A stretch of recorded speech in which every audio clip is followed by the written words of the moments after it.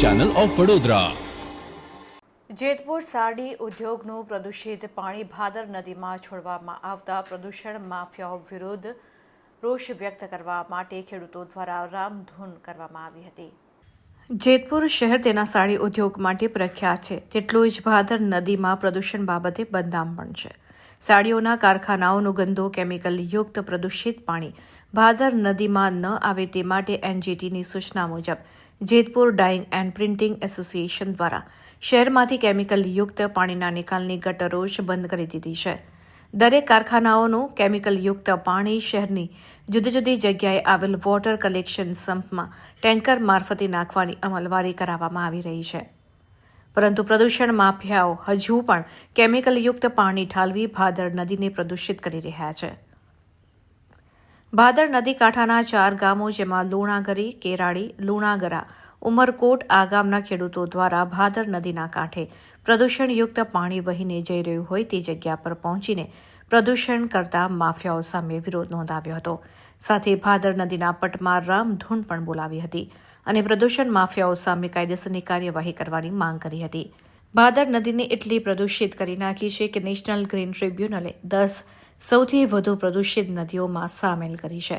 આ મુદ્દે પ્રદૂષણ બોર્ડ કચેરી તેમજ તંત્રને અનેકવાર રજૂઆત કરવામાં આવી હોવા છતાં બોર્ડના સ્ટાફ દ્વારા ક્યારેય કોઈ પગલાં ભરવામાં આવ્યા નથી, જેથી આ પ્રદૂષિત પાણીમાં પ્રદૂષણ બોર્ડના અધિકારીઓની મિલીભગત હોવાનો આક્ષેપ ઉઠ્યો છે। ત્યારે 400 થી 500 ખેડૂ આવ્યા। અમારી માંગ એ છે કે આ લોકો ઉદ્યોગ હાકે એના સામે અમને કોઈ વાંધો નથી, પણ આ પાણી 2 ફાટ ખુલ્લે આલામ જેમ ચોમાસે પૂર આવ્યું એમ ભાદરમાં છોડી દેવામાં આવ્યું છે। આ પાણી ભાદર ડેમ છે, અહીંયા 25-50 ગામને પાણી લાગે છે, તો આ પાણી સિલિકેટ પ્યોર સિલિકેટ આ ભાદરમાં ન છોડે એ અમારી માંગ છે, અને જો ભાદરમાં છોડશે તો અમે ખેડૂત ઉગ્ર આંદોલન કરશું। હવે આજે આપણે જેતપુર તાલુકાના કેરાડી ગામે ભાદર નદીના પુલ ઉપર ભાદર નદીમાં વહેતું પ્રદૂષિત પાણી જોવા માટે આજુબાજુના 7 ગામના આશરે 400 ખેડૂતો એકત્ર થયા છે। આ પાણી એટલું પ્રદૂષિત છે કે ના એની અંદર તમને પશુ પંખી કે માછલું કે કોઈ જીવજંતુ જોવા નહીં મળે। આ પાણીથી ખેડૂતોના પાક ઊભા સુકાઈ જાય છે। જમીનની અંદર આપણે રાજ્યપાલશ્રી કહે કે ઓર્ગેનિક ખેતી, આ પાણીના ઉપયોગથી ઓર્ગેનિક ખેતી પણ થઈ શકે એમ નથી। ખેડૂતો આ બાજુ શાકભાજી વાવતા બંધ થઈ ગયા, શાકભાજી થતું જ નથી, એટલે ખેડૂતોને મોટી નુકસાની છે। ખેડૂતોની પાછળ ખેત મજૂરો છે, એ લોકો પણ બેકાર થાય છે। જમીન બંજર બનતી જાય છે, એની અંદર કોઈ બીજા પાક થતા નથી।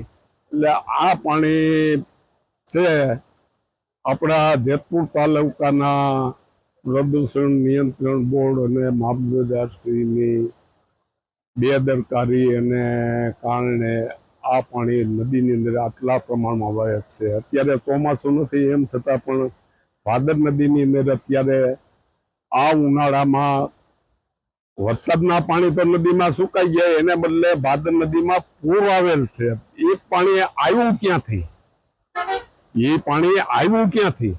એ આ જેતપુરના જે અમુક માથાભારે અને રાજકારણીના જે કારખાના છે, અને અમુક બેશરમી પણ છે કે જે લોકો ચોરી છુપીથી નદી એન કેન પ્રકારે પાણી ભાદર નદીમાં છોડે છે, અને પરિણામે આ પરિસ્થિતિ ઈમાનદાર કારખાનાવાળા પણ આના હિસાબે થોડુંક સહન કરવાનું આવે, પણ આ જે કાંઈ પ્રવૃત્તિ ગેરકાયદેસર હાલે છે એ ભ્રષ્ટ અધિકારીઓના પ્રતાપે આ પ્રવૃત્તિ હાલે। તમારી માંગ શું છે?